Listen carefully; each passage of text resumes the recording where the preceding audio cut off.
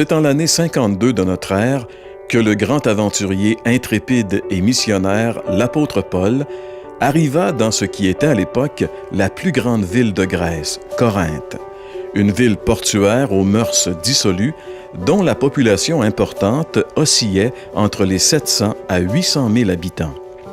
Prenant son courage à deux mains, il proclama la bonne nouvelle de l'Évangile dans cette ville et, à son grand étonnement, une de ses églises les plus prolifiques allait y naître. Quelques années plus tard, probablement en 57, il écrivait une lettre à cette église. Et voici un extrait de ce qu'il lui disait. « Ainsi, celui qui est uni au Christ est une nouvelle créature. Ce qui est ancien a disparu. Voici, ce qui est nouveau est déjà là. Tout cela est l'œuvre de Dieu qui nous a réconciliés avec lui par le Christ et qui nous a confié le ministère de la réconciliation. En effet, Dieu était en Christ, réconciliant les hommes avec lui-même sans tenir compte de leurs fautes, et il a fait de nous les dépositaires du message de la réconciliation. Nous faisons donc fonction d'ambassadeurs au nom du Christ, comme si Dieu adressait par nous cette invitation aux hommes. C'est au nom de Christ que nous vous en supplions. Soyez réconciliés avec Dieu.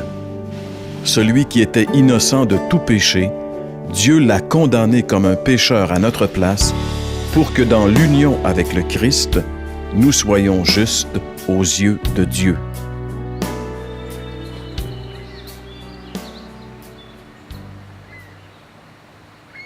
Cette belle vieille clôture de perche a une valeur beaucoup plus décorative que dissuasif. C'est un peu différent de cette clôture que les Américains ont été obligés de construire sur la frontière avec le Mexique, devant le flot incessant d'immigrants illégaux qui entraient aux États-Unis. Le gouvernement a dû réagir et leur réaction a été de construire cet immense mur d'acier pour dissuader les Mexicains d'envahir les États-Unis.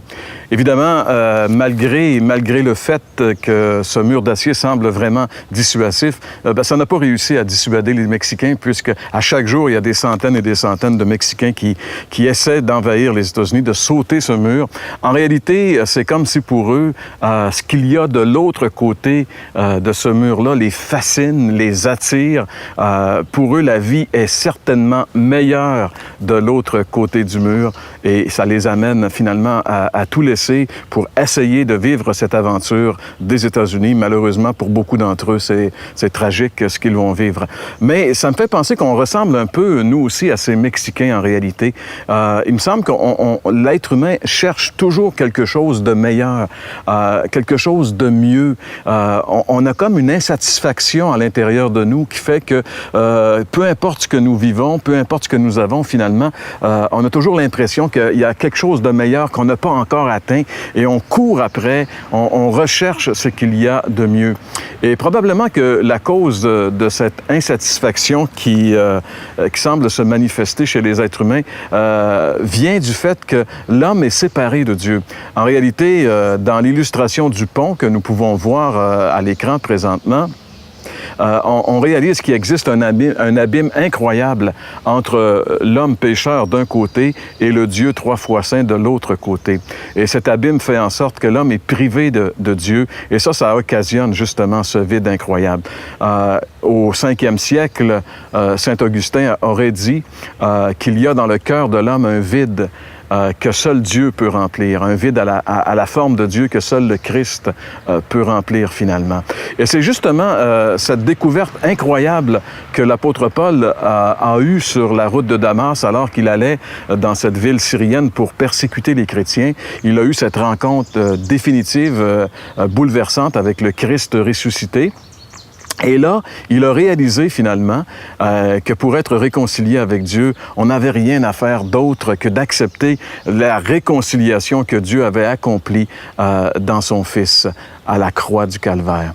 Et à partir de ce moment-là, Paul est en train de nous dire que si on accepte vraiment cette réconciliation, eh bien, la vie change, notre vie change. Et enfin, on a cet ailleurs meilleur qu'on recherchait. Il se trouve en Christ. C'est lui qui est la réponse à nos aspirations les plus profondes. C'est lui, finalement, qui va nous amener cette vie meilleure que nous recherchons intensément. C'est pour ça que dans ce passage, par exemple, ici, de cette deuxième lettre aux Corinthiens, chapitre 5, au verset 17, l'apôtre Paul dit ceci: « Si quelqu'un est en Christ, il est une nouvelle création.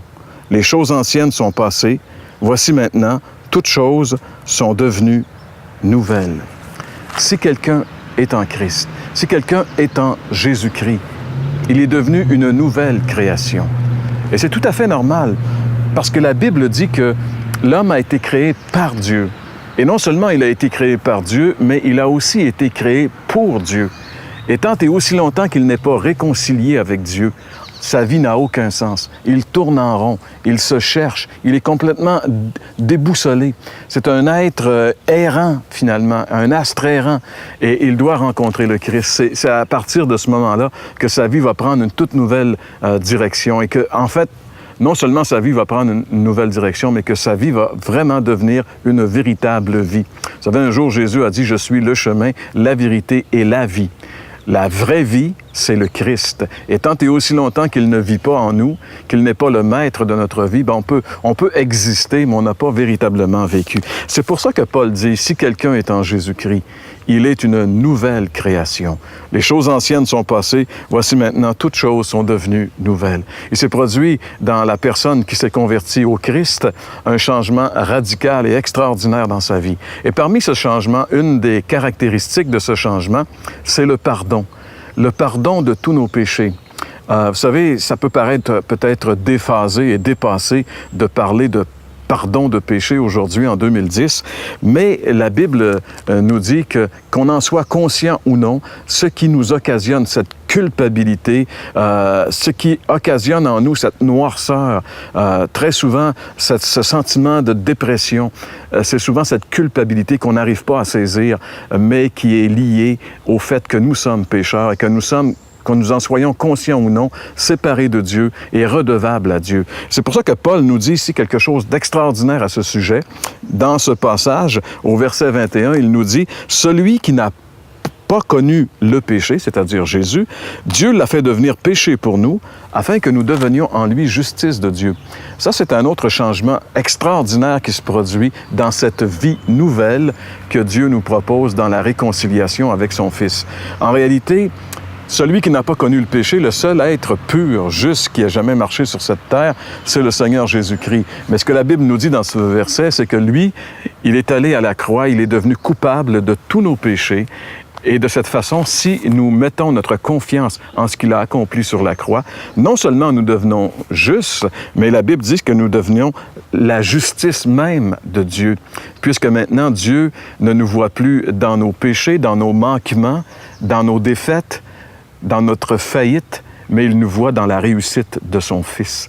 Et c'est de ça que nous avons le plus de besoin, d'être vus comme étant une personne parfaitement accomplie. Et la seule façon de l'être, c'est à travers le Fils de Dieu, le Seigneur Jésus-Christ. Si quelqu'un est en Jésus-Christ, il est une nouvelle créature. Tous ses péchés sont pardonnés. Toute cette culpabilité maintenant est enlevée. Et à cause de cela, il peut se rapprocher de Dieu.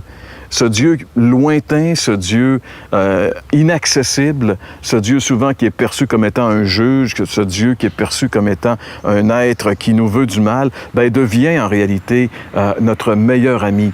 Dans l'Épître de Paul aux Romains, chapitre 5 et le verset 1, nous pouvons lire ici ces merveilleuses paroles où il est dit « Étant donc justifiés par la foi, nous avons la paix avec Dieu. » Étant donc justifiés par la foi, c'est-à-dire par la confiance en Jésus-Christ, nous sommes en paix avec Dieu. Avoir la paix avec Dieu. Vous savez, sur notre terre, il y a des guerres un petit peu partout. Il y a des couples qui se séparent, des divorces, des chicanes de foyer. Il y a de la violence. On doit construire des maisons pour les femmes violentées parce que même à l'intérieur d'une relation qui devrait être la plus belle, la plus merveilleuse, la plus harmonieuse, il y a de la violence, il y a de la guerre, il y a de la haine, il y a des familles brisées, il y a des pays qui se brisent. Pourquoi? Parce que tant et aussi longtemps que l'homme n'est pas en paix avec Dieu, tant qu'on n'a pas fait la paix avec Dieu, on ne peut pas être en paix avec soi-même.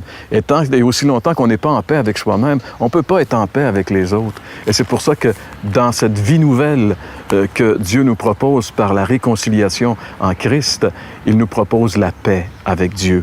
Et finalement, une autre grande bénédiction qui découle de cette vie nouvelle, c'est un avenir meilleur, mais là, vraiment meilleur. La Bible dit « Christ en vous, l'espérance de la gloire ». Vous savez, chacun d'entre nous, un jour, on va mourir. On n'est pas éternel. Notre vie sur la terre va se terminer. Pour certaines personnes qui nous écoutent, c'est peut-être très loin. Pour d'autres, c'est peut-être très près. Mais la question à se demander, c'est où est-ce que je vais être après la mort? La Bible dit qu'il n'y a que deux endroits. Il y a l'enfer, séparation éternelle d'avec Dieu. Il y a le ciel, présence éternelle avec Dieu dans la félicité. Et c'est maintenant qu'on doit choisir. Et la Bible dit que si nous choisissons le Christ, nous avons l'assurance de la vie éternelle, l'assurance du ciel au moment de notre mort. Une autre bénédiction. Et ça change toute la perspective de la vie présente. C'est pour ça que, oui, il y a une vie nouvelle qui est en Christ et qui nous est proposée par l'apôtre Paul. C'est pour ça qu'il dit « Nous vous en supplions, soyez réconciliés avec Dieu par le Christ. » Si vous voulez l'être, tout ce que vous avez à faire, c'est de premièrement reconnaître que vous êtes pécheurs. La Bible dit « Tous ont péché et sont privés de la présence glorieuse de Dieu. » Deuxièmement, la Bible dit que Dieu nous aime. Dieu a tant aimé le monde qu'il a donné son Fils unique afin que quiconque croit en lui ne périsse pas, mais qu'il ait la vie éternelle. Et finalement, nous devons le recevoir comme Sauveur et Seigneur. Dans le livre de l'Apocalypse, chapitre 3, le verset 20, il est dit « Je suis à la porte et je frappe. Si quelqu'un entend ma voix et ouvre la porte, j'entrerai et je souperai avec lui. » Avez-vous entendu la voix du Fils de Dieu à travers sa parole aujourd'hui? Il frappe à la porte de votre cœur, laissez-le entrer, donnez-lui votre vie. Et vous allez expérimenter cette vie nouvelle de la réconciliation avec Dieu.